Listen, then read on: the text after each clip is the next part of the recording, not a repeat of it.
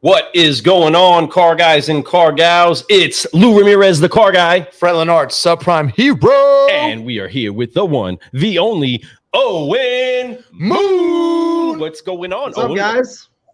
Man, doing great, Happy brother. Friday. Happy Friday, everybody. It is officially Fix Ops Friday. And this month, we have a special treat. We have 3 of these shows for you this month. So, we're going to be kicking it off with somebody super special today. It's going to round off to somebody even just as special. I can't wait to have them all on here. All 3 of the people that we're going to have on the show are going to be phenomenal. People that listen to what they have to say and really honor what they're doing out there in the market. They're doing some things and make some changes. So I'm excited to have them all on the show and to kick it off with the one, the only today. I can't wait to introduce them. You know what I'm saying? We got a lot we want to brew. We got a lot we want to talk about, but we want to make sure that we get a lot of people inside of the bays with us today. And we start brewing some solutions with some of the best on this Fixed Ops Friday. If you have not had the chance to check out any of the Fixed Ops Friday specials so far, folks, you are missing out and you are in luck. It's like discovering a whole cool new series, right? That you never knew was out there. And then you all of a sudden fell in love. There's plenty of content for you to now go catch up on and plenty of great guests for you to go find some great fixed ops info from about right now happenings inside of the market. But we're going to give you the opportunity to get more people in here. So tag a car guy, tag a car gal, and share. Get Get that out here, man. I'm telling you, it's important because this information that we share on these shows it's only a couple times a month. This month you're getting a treat. You get 3. Yeah, you're special, y'all. But at the end of the day, it doesn't happen all the time. And we're excited to have the show. We have so many people joining in with us right now. What's going on, Thomas? Yeah, I see Thomas in there. I see. Yeah. What's going on, OJ? Appreciate you. And then of course Felicia Ray. She's in the house. What's going on?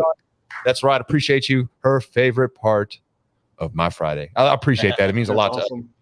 You know, we do try to follow up every week with a flashback. So, folks, if you're missing out and you're wanting to see some shows that you missed in the past, you can go to carguycoffee.com. A lot of our shows are on there. You can go to our YouTube channel, anywhere you want to find it. But fixopsdigital.com. Absolutely. Right. So go check it out. I'm going to tell you, it's everywhere. It's available. Watch them all. They're great. The flashbacks are amazing because even the stuff we talked about almost a year ago still matters today. Like it's really making a difference. And some of the stuff we predicted came true. It's kind of cool to go back and listen to those. You're like, oh, I knew that was going to happen. And it did. So pretty cool. I'm excited to have all this kind of stuff. And, you know, the stuff that we do is very fortune telling. I think that what we all have a pulse on this industry. I know, Owen, when it comes to fixed ops, especially with your digital online marketing, it's something that you have your finger on all the time. You're constantly looking for ways to get better. And just like our guest today, constantly growing, right? And I'm excited to talk about that with him today too. So it's gonna be a good one. This is gonna be fun. Yeah, I'll say that with our guests, you know, they've been very diversified, right? We've had digital marketing people, we've had general managers, we've had other vendors, you know, that come on. A lot of times people don't want to bring other vendors on, but I welcome other vendors because I feel like they can all provide value. And you know, of course, you know, some of our best guests have been kind of like who we have today, right? They're in the trenches every day. They're working with their teams. They're in the stores. And I will go back and I could argue that those are probably some of the better shows that we've had because they're dealing with challenges and opportunities every day. And so I thought what better way to kick off June than to bring on somebody that I met this year, actually, probably 4 months ago at this point, maybe 3 months ago. Cool. Down at Myrtle Beach. I was there for a parts and service regional conference and fortunate to get introduced to Jeremy here and actually took him and his wife and another person from their organization out for dinner. And so we got to break some bread, had a really good time, and kind of stayed in touch, you know, throughout the last couple of months. And now fortunate to be working with his organization. So with that, let's get him in here and let's talk a little bit. So heck yeah. You know what we got to do? We got to help make welcome the one, the only Jeremy. There we go. Welcome to the show. Hey, welcome. Oh, and jumped in there like a master. Man,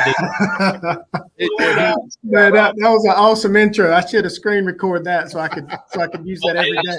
It's out there, everybody. No, it's out there. I can put that on my alarm. Wait, there you go. Make sure we try to get you going. Show up to dinner, just play that. All right, I'm here. Damn.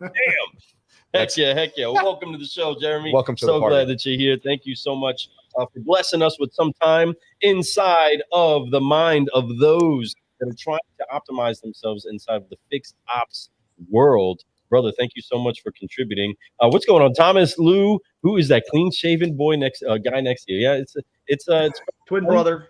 Nick is with us today. Everybody Fred's say hello. Twin brother. Menards. He is. What's up? He said, "What's up, man? What's He's up, got some bro?" balling skills." Except his dad taught him a lesson a couple days ago, right? Or yesterday? It was a couple days ago. My knee's been feeling it ever since, though. I can tell you that. But this guy over here, he took the bick out, everybody, and he took that beard off. So you guys give us a thumbs down, thumbs up, thumbs down. If you want it back, let us know. But if you want to drop your comments about your thoughts of the beard, go ahead. Bring it. Bring all the jokes. Bring it all. I want to see them. The best one. You know what? I tell you what. The one that makes me laugh.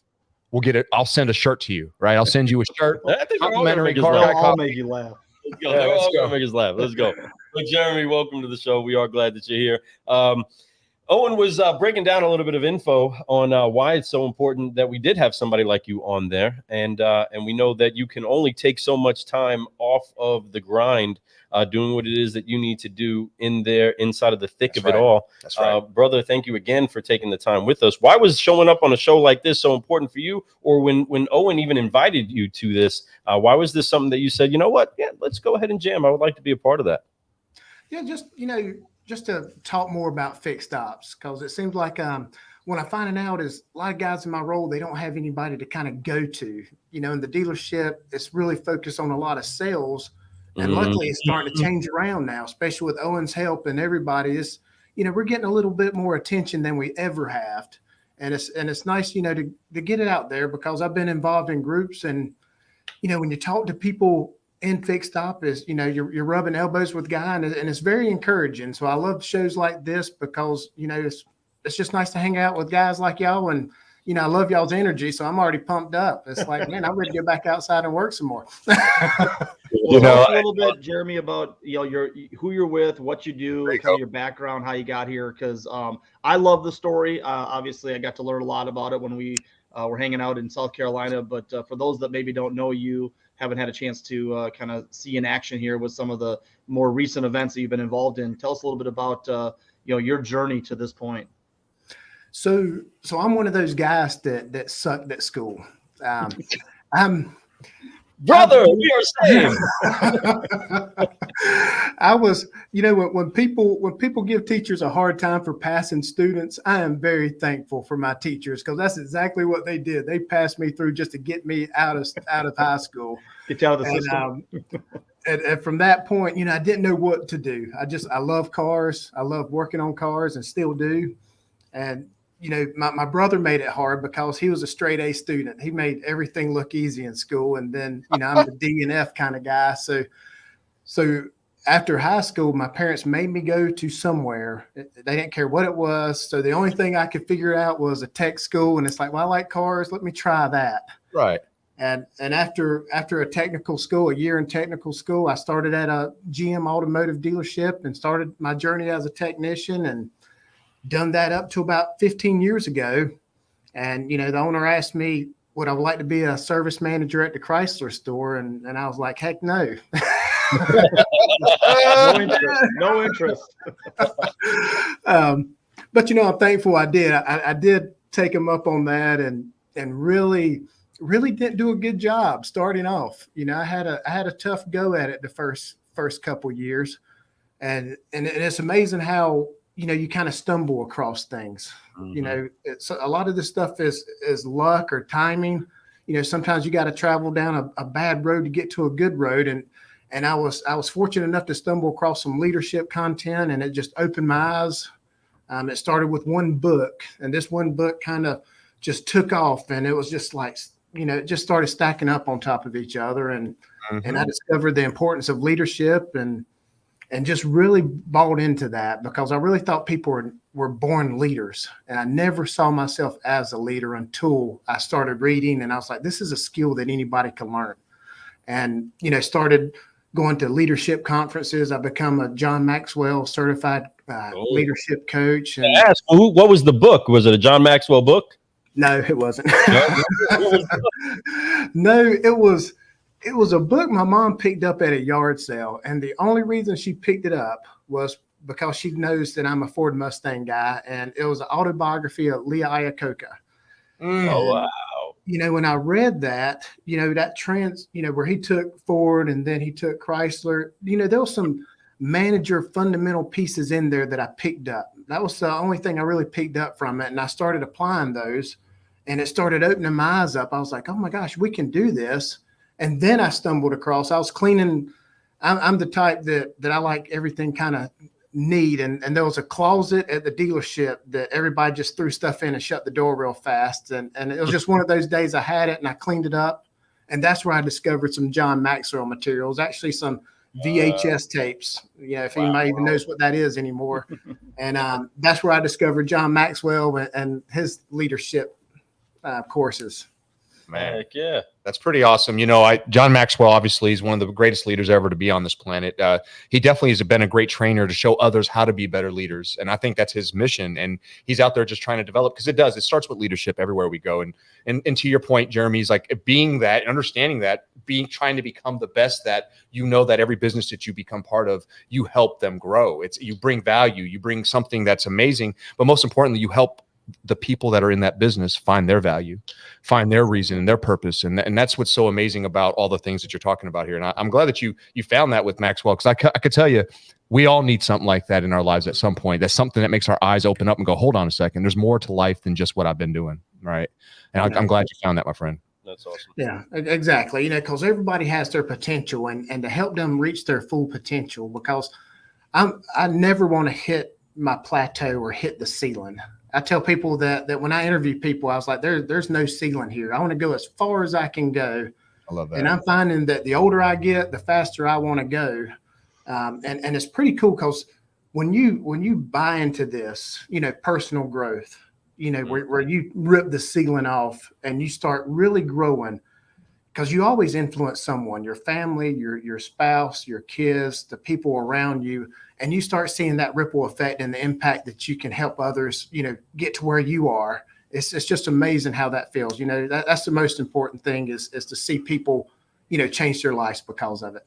Mm-hmm. I love that. I love that. I love that. I love that. You're speaking my language, my friend. That's what a solutionary is all about. That type of stuff right there. That's some good stuff. I love that we're talking about personal growth here, because no matter what department you are, no matter what career you have, no matter where you're at in life, that's where it starts. It starts with you. Your biggest competition is yourself. But let's get into fixed ops a little bit, brother. Let's talk about, your path through there. I know you said you started as a mechanic. Yep. Yeah, sir. I love that, man. I think that's great. I think that's fantastic. That's a great vision to see. And then look, now you're into leadership and growth. So you can see that you don't have to turn wrenches your whole career. You can start there, open your eyes up, and then you can show others how to do it and do it in a much more efficient way. So what pushed you to, besides books, what pushed you to say, hey, you know what? I want to get this career and I want to stay in automotive. So when I was a technician, there was always something that I just wanted more, and I didn't know what it was. And I was fine retiring as a technician. But a lot of my managers frustrated me, because I hate it when they couldn't make a decision. It's like, yes, no, left, right. It drove me bats. And I thought I could do it better until I got in management. Then I went to apologize to all my service managers, because I was like, this is hard. I love that you're humble with that, because it's truth. It's not as easy as we all think it will be. I just want to be a manager. I just want to be a manager. And then you get there and you go, oh it's not me anymore. It's everyone. And you exactly. Yep. And you're by yourself. It's like, oh shoot, you had him to lean on. And you didn't realize when you got there, it's like, oh shoot, who I got to lean on now? That's right. It's like party of one, right? You're the only guy in the room now. Yeah, that's right. Yeah. But I knew I could make an impact in a department, and I really wanted to help others achieve what I wanted to achieve, because I was a good technician. I love the electrical stuff, I love the hard stuff, and I love helping technicians grow. But I just wanted to be something more, and I wanted to make a bigger impact. And that's where I stepped into that service manager role. And like I said, I did a lot of things wrong. And it's like that journey that you got to find where you are and the direction you need to go in, and your skills basically. And you got to develop those skills. And shortly after he made me parts and service director over that one store, And that's when I started picking up momentum and I started studying the leadership. And then I started growing people around me because I've never been scared to show somebody how to do my job. I've never been that person because I feel like the more everybody knows, the more transparent you are, the bigger the company can grow. And it makes everybody's life easier once you have that around you. So we started growing. Actually, we started 20 years ago in a small town. So I'm going to rewind just a little bit, if y'all don't mind. I met the owner, John Heaster. He's the owner of our dealer group now. And I was a technician at a Chevrolet store, and he was the used car manager. And that was 25 years ago. And we connected because we love taking care of customers. He was the first used car manager where if you bought a car and a week later something messed up, he's going to stand behind it. He's going to make it right. I love that. And I love that about him. It wasn't about the money. It was about keeping that customer and keeping them in service. And hopefully he'll buy another one and tell somebody, because this was before the internet and everything. Right. So your name was very valuable.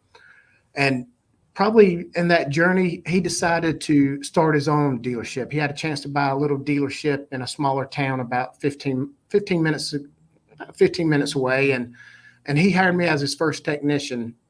And that's where him and I just started our journey together 20 years ago. And I was a technician, for a good while at that point. But to go back to where I was a service manager, so service and parts manager over the Chrysler store. And we grew that store and we had to add on to that store. We extended it 8 more shop bays. And we just kept growing because I'm a firm believer either you're green or growing or you're ripe and dying. So it's important that you always, keep raising that bar to go after it. So 5 years into that, he had some issues at the other store that he just couldn't get his hands over because a lot of owners and general managers, they come from sales, so they don't know the back end that well. So at that point, he made me the service and the fixed operations director. We had 3 stores at that point. So he made me fixed operations director of that store. And since then, we opened up another store. So we have 4 dealerships. We also have Heaster Wholesale Parts Distribution Center. So we have an AC Delco identity. So we have 4 of our dealerships and AC Delco, and I funnel all of the calls from my dealership into this inside sales room. And, we deliver parts all over North Carolina and, some parts of South Carolina and Virginia. That's awesome. And from that point, we were doing a lot of used cars and it was kind of clogging up my shop and I couldn't help my customers. Everybody has that problem. So we purchased a warehouse down the road and turned that into a garage. So now I have 6 technicians, 2 apprentices. I have a service manager and another little separate parts department in our reconditioning center. So we've added that. And lately, we've added a commercial shop to our Chevrolet store. So we built another shop for that medium duty customers. So we just got in it a couple weeks ago and we remodeled our Chrysler store. So we added 4 express lane bays to that store. And, our latest adventure now is a custom shop. Oh, wow. Oh, Nice. That's what I'm talking about. Yeah. So, so keep on moving up, and I love that part because, once you grow, it opens up new opportunities. And, it's pretty cool how we just shuffle our employees up. If you fit in our core values and you treat people well and, you've done everything you can, we always promote those people and it kind of it moves everybody up a notch. I love that. And that's, man, I love everything you just said there. We talked about growth, so many different ways, different angles. When you saw that, hey, we're actually losing opportunities here, so we need to expand. Obviously there's a lot of questions I have about that because there's, you gave us the overview and you showed us the big picture, but I know there was a lot of work behind it. But at the same time, man, you're seeing the benefits. You're reaping all the rewards right now. You're actually harvesting all that stuff that you planted just a while ago, right? Now you're starting to see it, but yet you're planting more seeds to get more. And what I love is it just sounds like you're open to so many ideas. Now you're on the online service marketing. You're doing that with Fixed Ops Digital. And I'm so glad you're doing that because that's going to help just expand and bring in that business. Now that you have all these places and all these employees, they need work, right? We got to make sure they stay busy and, being able to do that and market to the people the right way and show and be uniform with our marketing too. So everybody sees what's happening. Makes it easy. I think it makes it really simple. The question I have for you though, these things are all great, but man, to hire people in today's market, it's been difficult for a lot of people. I love what you talked about. You just said you promote from within. When somebody hits your core values and they're doing the right things, you're going to give them opportunities. I think that's key. That's where it all starts there. But where are you finding people? Where are you finding new technicians? Where are you grooming them to come into your shop? Because I know you're going to train them at your shop, which is great. But how do you find people who are ready to take that on? Oh, we don't have a problem finding people. That's amazing. No, just kidding. You're like the only dealership in America. I need to know the secret recipe. I wish that was the case, but it is hard. It's definitely hard. And one thing that I have to keep in mind too is recruiting is just not a once or twice a month. Yes, kind of thank you. Come on. Yes. It is. And I spend 10 or 15 minutes trying to find somebody. If I call Lou, it's like, hey Lou, I need a technician. Know anybody? And you're gonna say no. It's like, well, who else do you know? Do you know somebody that may know somebody that knows somebody? Yes. And I keep working those angles. And it is hard, but it has to be, I set aside 15, 20 minutes every day. And I go through all the postings. Everybody's got Indeed and Zit recruiters, and they work well to a certain point. But you got to work your social medias. You got to work your TikToks, your Instagram, your car shows, wherever people are. The tech schools, which is kind of saturated, but you can stand out at tech schools, because when I go there, I don't talk about jobs. I never do. I try to find out what kind of car they drive. Who's their boy or girlfriend, just messing around with them and having fun with them and build that relationship. And that's it. Relationships over revenue every time you do that. You guys there's a name. What I love is that it's easy. You don't have to say anything. If they show up, they're going to see that the way that culture is there, the growth opportunities, that we have plenty of different places. Like if I don't like doing this, they can place me somewhere else over here that I like better. Right. And that's what's really neat about what you have going on, and that you're looking to expand that even more all the time. So the opportunities are endless, folks, man, as the marketing and the way this world is, the way the digital world has become, even in fixed ops. And I love what you said at the top of the show. I know I'm talking a lot today, but I love what you said at the top of the show is that you said you talk, because I love what you're saying, man. You're really bringing up some really good stuff here. You said at the top of the show that you're glad that people like Owen and so many other fixed ops heroes, as I call them, right, are bringing it to the forefront, that it's not that unsexy thing that no one ever talked about at events or no one spoke on stages about. Now it's becoming the forefront because people are seeing that a lot of the dealerships wouldn't have made it through what just happened over the last 3 years if it wasn't for their fixed ops departments, right? So let's get them better. Let's make them even more strategic. Let's invest in those departments like we do in the front of the house, as they used to call it, right? Let's do the same thing with them. Instead of just retail, let's retail the back. Let's get crazy with it. And imagine if you put the same amount of time and effort to both departments at the same time, how much more growth you have. Matter of fact, I think you should spend a little bit more. And I'm a retail guy, I've been in sales, but I know the value. If I owned a dealership and I was a franchise store and I had a service department, a fixed ops department, I would be going all out with it because I know that it's where my bread and butter is going to be when there's times are slow. I'm going to have that still. So that's great. Well, and one thing I'll bring up is that people want opportunity, right? So you've got, obviously people that you're trying to attract that are in the school level that are coming up, but you've got to have those seasoned techs available for your stores. They're not going to move unless there's opportunity. And so what I like about what Jeremy's doing is that he's expanding into commercials. He's expanding into customs, things like that. And it's going to give him a leg up when it comes to recruiting, because people are going to look at it and go, oh, I will make more money here. I'll never be bored. I'll never be sitting around, on my thumbs, waiting for the next job, because I know that these guys are setting me up for success. And I think that's what I love watching, watching what Jeremy's putting together. I see all of his posts of, videos of all the traction that they're having and things like that with this construction project. But at the end of it's going to be the opportunity for somebody or multiple people to get involved with their organization. And I think that's not everybody's that person. I've talked a lot about expanding. I said, if I was owning a dealership right now, I've said this on stage, I've said this in other shows, I would be buying land and putting up buildings, because at the end of the day, you're going to have EVs, you're going to have commercial, you're going to have all these different areas where you can not only make money today, but that person, let's say you have a postal worker that is coming in and getting their vehicle serviced in his commercial lot. Well, now he knows what to expect. Do you think he's not going to come back with his personal vehicles? Like that's the way you've got to look at it, is that it's not just about that one service to that one opportunity, although that's important. It's about the overall infrastructure that you're creating for multiple opportunities within that in that environment. Boom. So true. Facts, man. This is really good stuff here, guys. It definitely is, because here's we're in a cool transition at the dealerships, because working on cars is cool again, and the EV is going to bring some more stuff to it. But because I don't like to say I'm old, but I'm getting to the point where I can say I'm a little bit older than everybody. But we got to find a way to lose that old school dealership mentality. Amen to that, bro. I don't mind working 50, 60 hours a week, but I'm, I wish I didn't, but I do. But the new people, they're not going to do that. And the sooner you accept that and you figure out how to make that work in their life, you'll get ahead so much faster instead of just trying to fight it. Because you can find those guys, but you're going to have to go through like hundreds of guys to find that one guy. Or you just go ahead and figure out, it's like, hey, if everybody wants to work 40 hours a week, that's fine. Let's work a schedule that works that, and let's make it work and benefit. I love that. And that's facts.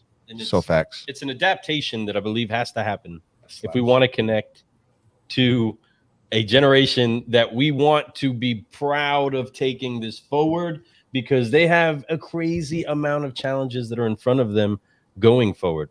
What's cool about all of this now is that the camera gets to get on all the kids. It's been a while, and I mean, Jeremy, you touched it, where there was so much attention to sales, to that end of it, and it seemed like it was something that was getting so much attention. And you would build angst for people even in the back, right? And when we would say the back, we're talking about mechanics, people that are going to work, giving their all, dealing with problems nonstop. And we're not just talking about any problem, right? We're talking about dirty, greasy, nasty, dangerous problems, okay? Where you could get hurt dealing with some of these problems if you don't do it right? This isn't the same as it is on the other side of the house. But now, and Owen can relate in this side and this flow as we've become grandparents together, right? There's this measure that I'm going through with my granddaughter. That's like, this love that I have for you, I'm going to shower you with all of it. But guess what? I've got to give this love to everyone that comes. Every one of these kids that come, that are my grandchildren, I'm going to want to give them all the love, give them all the attention, give them all the camera time. And the thing is that now all the kids are getting the attention. And Jeremy, right now, you're seeing so much that's stretching people. And a lot of times, let's be real, inside of a service bay, a camera starts to make people a little uncomfortable. What have you seen as far as the adaptation or the adjustment that people are making, the more we're getting used to putting a camera in the face of somebody that's having a sweaty, messy day and trying to get through solving the problem, but now has to get ready to put on the smile in front of the camera? Because I think it's cool seeing what's happening under there. Right. What adjustments have you been seeing from the techs getting camera ready? It's a lot of adjustment, but I just want to let y'all know, y'all made me feel so much younger now when y'all start talking y'all grandpa. So I take my old man hat back off, and I'm young again. There you go. Facts. But we're here to make you comfortable. It's a comfortable show. Thank you. I feel much better. I can go home now. But with the videos and stuff like that. So usually your technicians, there's a lot of introverted technicians and stuff like that. So they don't like the camera, especially with the video MPIs. It's a hard change. But what happens is because, we struggle with that. And I was like, well, don't listen to it. Video it, don't listen to it. That's the best thing to do. Because I was the same way. Last year, this would freak me out right now, but I've done it so much, it's not a big deal to me. And that's what we're doing with our technicians. It's like, hey, this is like you're talking to a service advisor, because you always complain about the service advisors messing up your words anyway. So this is a great opportunity to get in front of the camera and say, hey, this water pump's leaking, it could cause this and this. And the customer will believe the technician over the service advisor 100% of the time. It's like, oh yeah, that's the real deal. That guy knows what he's talking about. Right. So what I do, I take the guys that I know that'll do it, that's more comfortable, your influencer in the shops, and get them to buy into it. Not just here's your camera, do it.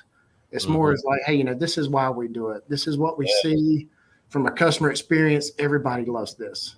And then it just kind of ripples. And we're not perfect and we still struggle with it, but we're a whole lot better than we were before with the video NPIs and getting the technician comfortable talking with the customers and stuff like that. Right. And I mean, in their defense, again, it's not necessarily the fault of those that are coming from a culture where the camera never got on them much. They just didn't get in front of the camera much. And it's not because they weren't wanting to. It's just because it didn't get that far. Right. It stopped sales with all the big mouth people like Fred and I. Right. And we just we said all of our stuff. We never got to the back. But the customer, the truth is the customer sits inside of the car, drives away with the car and be like, you know what? I want to hear from my mechanic.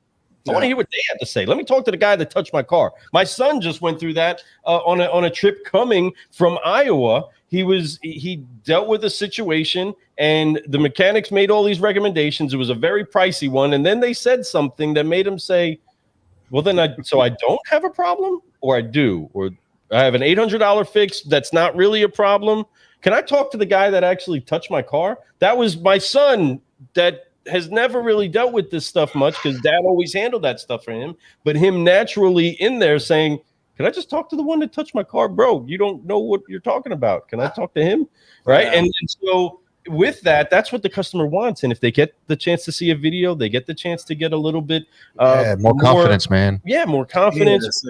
It really does. Especially in today. And as the generations, you know, as the generations that we've raised come around, the more that they, if he can get comfortable in front of a camera, anybody can get comfortable. I mean, if Brian can do it, anybody can do it, right? That's right. Yeah, Brian says that he gets really shy on camera, and we know that is true. Well, any technician's going to say that, but if you go back and look at my old Facebook videos, they're horrible. I was like, I need to take them down because it was horrible. But you know, keep them up so people can see. That's a good way to show people, hey, look, go look at my first videos. Look at me now. I mean, I didn't start off perfect. We all started off with little flares and messes ups and ums and hums and all these little pauses and stumble through our words, and we still do them. You had to just see the last work. We just got done doing recording. Yeah, I mean, we still do them. But at the end of the day, we get over it. As time goes by, you realize it's not that big a deal. We're the ones, we personally, looking at ourselves, are the worst critics. We see all the little, no one else sees them like us. So Jeremy, got a question for you then. With some of this, we're talking technology, we're talking, you know, kind of progress. Are you guys partnered with anybody to help you with that? Have you brought in a consultant? Have you brought in a trainer, somebody that can help you? Or are you guys kind of learning together, you know, on the fly? Great question. You know, we're actually learning together on that because I like to be very transparent. So, you know, with my, you know, I first start with my managers because if they're not buying into it, then nobody else will. Thanks. And we have an open environment where, you know, if I say something and it's stupid, my managers will call me out on it. And I love that about them. And, you know, so if it's the videos, you know, I want to say, hey, I want to go toward videos. And it's like, tell me why not? And, you know, they say things and we kind of work it out and we get to that point where we want to go. You know, it's the same thing with customer experience. You know, what do you really want at the end of the day? Do you want to create a world-class experience? And we think that video MPIs is that way. And that's the whole thing. And what we do is we rally together. I get the shop foreman. And like I said, I get that one that I know that's the influence in the shop. And as soon as you get him bought in, then it's bingo done. It's over. You're golden from that point. Because I don't get them, you know, my approach is probably different than everybody else. But this one, I don't pull everybody together and say, hey, we're going to do this, this, and this. I'll go one at a time. It's like, hey, you know, is there any reason you wouldn't do a video MPI? And the first thing they always say is like, well, I don't like to see myself on camera. I said, that's perfectly fine. All I need you to do is just walk around and narrate it. Could you do that? Yeah, I think I can do that. That's perfect. All I want is some little wins. And once those little wins, because I got this one technician, I won't say his name, but he is very shy. And I was like, he's going to be my hardest one. It's like, I'll just go do it for him. And I seen his first ones and he just showed the camera and didn't say anything. I was like, hey, can you just like, you know, that was perfect, but could you tell him that the water pump's leaking? And now all of a sudden the guy's narrating. It's like, hey, Mr. Customer, you got 230 seconds on your tires. It looks like your alignment's wearing out. And I'm like blown away from this guy. And I was like, I'm gonna buy his lunch for a month or something, because it was a huge win. And then the guy beside him sees it and it's like, well, heck, he's doing a lot of this easy work. I want to do it too. So it kind of creates that. So we kind of do it internally on that part of it. I love that. You got to show them the results, right? And that's that, doing it is one thing, but then showing the results of what that did for him and how it affected his paycheck and how it, is affecting their bottom line. I mean, that you make believers out of everybody at that point. And like you said, when the customer sees those things and actually sees the mechanic who's the professional at it, showing a video of it actually leaking, they're going to repair it. It's like you said, it's the little jobs that you gain, the extra minutes, the hours, like Tully would always say, the hours that you gain. Hey, this was just going to be a quick oil change, but now I got 2 or 3 more small things I could do on this. And the customer, most of the time, and we know this doing this long enough, if you would have just showed them a piece of paper saying, hey, these things need to be done, they're going to just be like, I'll do that next time. That's what happens. Even though a lot of those things need to be done and they're probably going to be worse next time, they'll just say next time because they don't see it.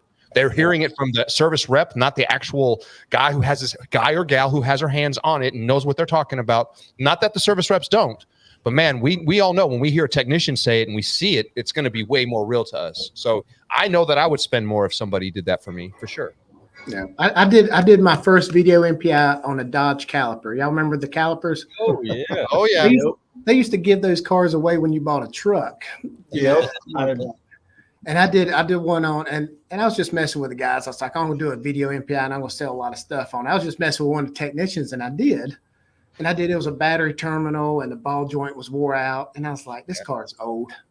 And, I had them brought the tire coaster, ball joint was wore out, and I videoed them doing that. And I totally forgot about it. And, I sent it off. And the next day it's like, hey, that customer bought everything. I was like, are you kidding me?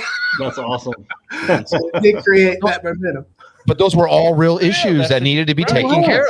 You're not saying the truth. But once again, we show it to them. We just go here. We write it down on a printout. That says these things need to be done. Do you want them done? They're gonna decline right here every time. They're gonna be like, nah, I'm good. They don't see the value until they see the value. That's such a game changer for everybody, folks. And if your technicians and your service department is against it, take baby steps. I'm going to tell you, make them just do one little thing. Be the example, and I love that you did that. Be the example. Show them, and guess what? I guarantee that technician was like, "I'm doing a video next time."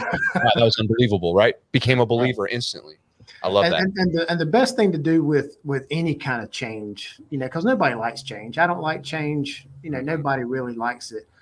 But a lot of times we look at change. If they don't change it, then we get upset and we do it. But you got to find your guys doing something right. So when you see them, you got to praise them in public. And it's like, hey, look what so-and-so did, and once you start rewarding on that little stuff, you'll never have to beat them up for not doing it. It's so much like we got to kind of reverse that philosophy on that part. I love that. Especially with a new generation. The Truth, best way to be able to get older generation, newer generations coming in, if you want the right behaviors, reward them properly. See somebody that's giving you the right behaviors, reward it publicly, and also make it become more of the culture that anybody that is stepping outside of the box is doing a little bit and then some, does get a high five, does get a bit of praise, and is encouraged to keep stretching. But as you're dealing with things like getting outside of your comfort zone, it's very, very important that they do get the chance to see, hey, this affects me, not just monetarily, but this helps to keep me in front of a customer doing what it is that I love and I'm passionate about more, which is solving these transportation problems for these people and being able to help them advance. And when you can actually see somebody say, you know what? Because come on, mechanics, the deal. That some people left your shops and you were like, oh man, I really wish they would have just fixed that. Yeah. You don't know what's going to happen. You know what I mean? We're going to get it. That's a phone call tomorrow. Fred, tomorrow. It definitely is. So when I was a technician, I used to thought that if you knocked a bunch of volume down, you can make a lot of hours. And then I got to the point in my 30s, I was like, why am I killing myself? Yep. I'm taking a chance pulling out of the stack when I can create my own work. And, you know, my mindset, I want to make sure all my customers leave on a safe and reliable vehicle. So back then, that's when we did paper MPIs. And I just took my time because I much rather do the easy work than chance getting a bad job out of the next stack. So let me just create some work, and I can make just as many hours on 3 or 4 cars than I could 10 a day. And again, like you said, you get to pick the work. Like, man, I really like to work on this. You know, let me see what else it is that I can fix on it. But to the point is that so many times, if you really want to make sure that you are protecting the customer, you got to put it in front of their eyes. And if you can get people that are passionate about making sure that they do that, that's right, for the sake of the customer, you can feel that passion from somebody. And that what the recommendation is beyond the paper, it's beyond the fix, it's beyond the dollars that get it done. It's, hey, let me really show you this, and let's get into this together. Because right now with our digital age, we can make it more personable using the technology, and the customer really needs that. And of course, us stretching as professionals need it as well. And in order to get it to happen, it starts with one, and then again, and then again, and then again, and eventually it just is the culture, and you don't know any different. And that's one thing that we are looking forward to where we then say, okay, man, do you remember a day that a mechanic wasn't already taking video or everything? Because that's exactly how we would have been seeing, like, dude, how many things did you just sell over there? Dude, I'm right there. Next video time, bumping about, I'll be going all the cars that got my name on it. Let's go. Everybody's catching a video because it just makes sense. What's up? We got Jeff up in here who he is shouting out Ortega. Hollywood Brian Ortega has never been shy on camera. All right, you know, Brian's never been shy. You got us. Yeah, you Brian, got we us. know that, Brian. We love you guys. We love everybody for coming here today. What a great show this has been, folks. I mean, seriously, we've talked about some really important stuff here, and I hope you guys were taking notes or getting inspired by this. Yes. I want to just start off with, man, if you guys are looking for ways to be better at being a leader, start reading books with John Maxwell. Go learn about that course. That's phenomenal that you're in there. I can hear it all over your conversation, your vocabulary, the way that you talk about and the way you express being a leader. It's all over that, but it all starts with love, my friends. And if we all love what we do and we all love the people that we work with, even on the bad days, you still got to love them. When you come in that way, things can really change. Things can be massive. And if you really show that to people and you're open to different things and you're constantly looking to change and be better and grow, then I'm telling you, you can go work at a place like we're over there with Jeremy right now. And I promise you'll be blessed to be able to work with somebody like that, because that's what it's about. It's about finding people, finding dealerships. Now, if you're at a store right now, I'm going to just say this to you all. If you're at a store right now and you feel like you're just falling away to the wayside, there's dealers out there that would love to have you there. Trust me. Just put the work in. Get out there. Get on Indeed. Make some phone calls. If you're watching the show, reach out to me or Lou. Reach out to Owen. Owen knows a lot of fixed ops departments. Jeremy, you looking for anybody? Yes, I love it. Always hiring, right, Jeremy? Folks, is make sure that you're always, yes, we're looking for somebody. And North Carolina is not a bad place to live. No, it's not. I mean, the weather. Yeah, Owen's going to move this way one day. Someday. We'll be neighbors. We're talking. Got some nice golf down that way. I know that he loves to golf, so he definitely will make his way out there as much as possible. That's for sure. But folks, Jeremy, I got a question. So what's next, right? Whether it's an opportunity or whether it's a challenge, what's next in your organization, on your playbook? You know, what are you thinking? Like, what's the next things you're gonna try to tackle? So the next thing, we're actually starting to tackle it now, because I visit some dealerships, and we've done valet for years where we have an app and we pick up your cars, but we're jumping on the new wagon where everybody else is. It's a mobile service. Nice. So we're going to start that, because I got one store that has a lot of young technicians, and the cool thing is I'm trying to hire a bunch. I already hired a couple of these retired technicians that their mind is so sharp they just physically cannot do it now. So I've already hired one retired technician and brought them back in to mentor some of my young techs. So I'm in the trying to create that mentorship. Because I got a guy, what they call him the Google search engine, because his mind is that sharp, and it's like, hey, I got a P3, and it's just showing them how to do it. So we're definitely going to do that mobile. We're helping with our mentorship program. We got a lot of young people in our group, and I'm excited about these young guys because they're bringing a lot of energy, a lot of new ideas. They look at things totally different than I do, and I love that. It's like, man, it's just so much opportunities out there. I agree That's with you. awesome. Yeah, mobile service is big. It's going to be big, and I love the fact that you're bringing in like older people that have a lot of knowledge and sort of letting them still have a purpose, right? Yeah. They have a purpose, and now their purpose is to train and lift up younger people that they did the job for years. And so that's awesome. I don't know if I think more dealers, if you're out there listening, that'd probably be probably the best advice. Jeremy's even throwing a lot of great stuff today, but just bringing in other people that can help, with it, because otherwise you're sort of relying on some of the OEM certifications and things like that. I think that's all great, but having those people that were in the trenches, they used to work for the organization, what better way to keep them involved? Bingo. I love that. It is true. I love that. It is a great tip. Having that old Sarge in the back. And it's just what's going on.